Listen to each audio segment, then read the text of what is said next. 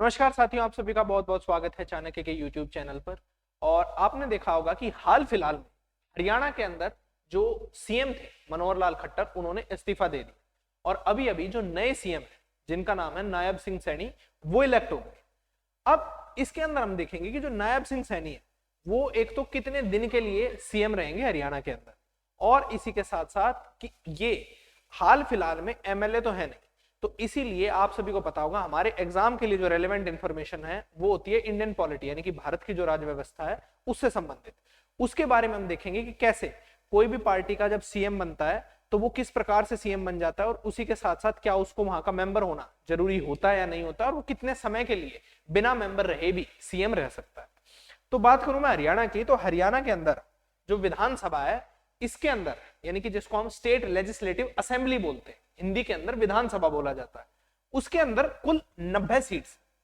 अब इन 90 के अंदर जो बीजेपी है इसके पास 41 सीट। अब इसी के साथ साथ पहले क्या होता था कि जो जेजेपी थी इसका सपोर्ट बीजेपी को हुआ करता था, लेकिन अब जो जेजेपी है इसने अपना सपोर्ट हटा लिया है।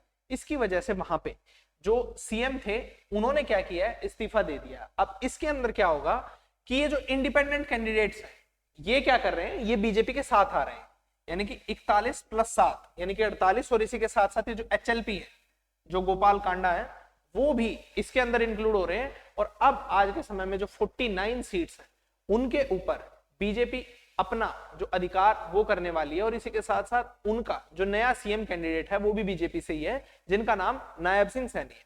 अब जो नायब सिंह सैनी है इनकी उम्र है अभी करीब करीब 52 साल। इसी के साथ साथ ये एक ओबीसी समाज से बिलोंग करते हैं, और ये हाल फिलहाल में मेंबर ऑफ पार्लियामेंट हैं लोकसभा के, यानी कि ये हमारे एमएलए नहीं है। ये बात हमारे लिए जाननी जरूरी है। एमएलए यानी कि मेंबर ऑफ लेजिस्लेटिव असेंबली ये नहीं है, ये है सांसद। कहां पे? आपके पार्लियामेंट के अंदर, लोकसभा के अंदर।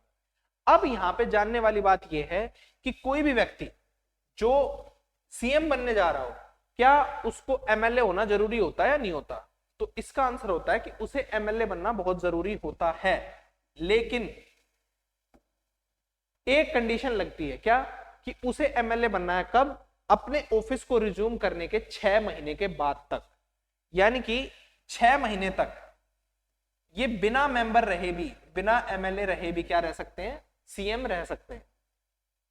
ठीक है, तो अभी जो हमारे सीएम हैं ये नायब सिंह सैनी, ये वहां के सीएम रहेंगे। इन्होंने ये बीजेपी के साथ बहुत लंबे समय से जुड़े हुए हैं। 1996 से माना जाता है कि ये जो उस समय पे क्या होती थी, आपकी आरएसएस होती थी, उससे जुड़े हुए थे। उसी के साथ साथ इन्होंने जो 14 का इलेक्शन हुआ था उसके अंदर चुनाव भी जीता, और जो भारतीय हरियाणा सरकार थी, हरियाणा सरकार के अंदर राज्य मंत्री का जो दर्जा होता है उसके ऊपर भी ये रहे थे। अब ये हाल फिलहाल में जो है वो एमपी चल रहे हैं।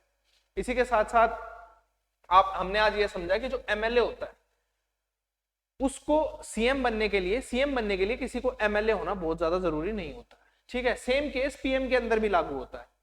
अब इसी के साथ साथ यहाँ पे आपको 2-3 बातें जो हैं वो सीखने को मिली होंगी। सबसे पहली तो ये कि कोई भी पार्टी तब तक उसका सीएम वहां पे रहता है जब तक उसकी विधानसभा के अंदर, राज्य के केस में, मेजोरिटी हो।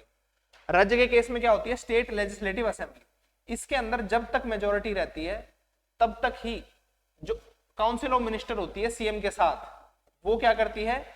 वो उस ऑफिस के अंदर रहती है। कोई फिक्स टेन्योर इनका नहीं होता, जैसा कि हम कहते हैं कि जो प्रेसिडेंट के केस में या बाकी जो कुछ कॉन्स्टिट्यूशनल पोस्ट होती हैं उनके केस में टेन्योर फिक्स होता है, लेकिन यहाँ पे टेन्योर फिक्स नहीं होता। ठीक है, अब इसी के साथ साथ अगली बात ये कि इन्होंने दिया है रेजिग्नेशन। किसने? सीएम ने। सीएम रेजिग्नेशन किसको देता है? तो वो देता है गवर्नर को। तो इन्होंने जो अपना रेजिग्नेशन है वो दिया था गवर्नर को। ये बात भी आपको ध्यान रखनी है, ये भी हमारे लिए एग्जाम पॉइंट ऑफ व्यू से रेलेवेंट इंफॉर्मेशन। अब इसी के साथ साथ एक बात और सीखने को मिलती है आपके इसके अंदर कि जो पॉलिटिक्स है वो गेम ऑफ इंटरेस्ट है, यानी कि जिस तरफ भी आपका इंटरेस्ट आपको अचीव होता हुआ मिलेगा लोग उसी तरफ चले जाते हैं। कुछ फर्क नहीं पड़ता कि किसके साथ कैसे रिलेशन है और कैसे नहीं। और यही चीज जो एक कहावत होती है जिससे पूरी तरह साबित होती है कि that there are no permanent friend and no permanent enemies, only permanent interest. और यही चीज पॉलिटिक्स के अंदर तो बहुत गहरे रूप से लागू होती है। इसीलिए कभी भी जो गेम ऑफ पॉलिटिक्स होता है उसको समझने के लिए आपको जो इंटरेस्ट पॉइंट ऑफ व्यू है ना, हमेशा उस पर ध्यान देना चाहिए, बजाय कि जो राजनीतिक बहस होती है उसमें पढ़ते। कोई भी आदमी अपना जो इंटरेस्ट होता है हमेशा उसे फुलफिल करने की कोशिश करता है, दिखाया भले ये जाए कि है ना ये समाज के लिए किया जा रहा है या किसी और चीज के लिए किया जा रहा है, हर चीज को करने के लिए आदमी का जो सेल्फ इंटरेस्ट होता है वो हमेशा न्यूक्लियस में यानी कि बिल्कुल बीच में होता है, और उसी के इर्द गिर्द उसके जो डिसीजन होते हैं वो बनाए जाते हैं। इसी के साथ आज की जो हमारी वीडियो है, उम्मीद करता हूं कि आपको जो इंपॉर्टेंट इंफॉर्मेशन थी सीएम से रिलेटेड, एमएलए से रिलेटेड, एमपी से रिलेटेड, हमारे जो नए सीएम बने हैं उनसे रिलेटेड, वो सारी बातें समझ में आई। और इसी के साथ साथ एक और चीज पता चली होगी, जो गेम ऑफ इंटरेस्ट होता है वो क्या है।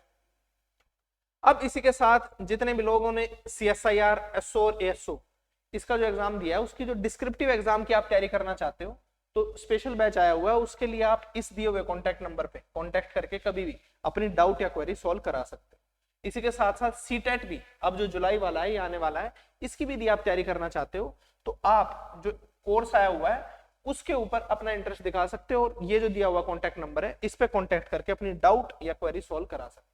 इसी के साथ आज की जो हमारी वीडियो है इसके अंदर हम रखते हैं इतना ही, और फिर से आप सभी से मुलाकात होगी फिर से किसी इंफॉर्मेशन वाली वीडियो।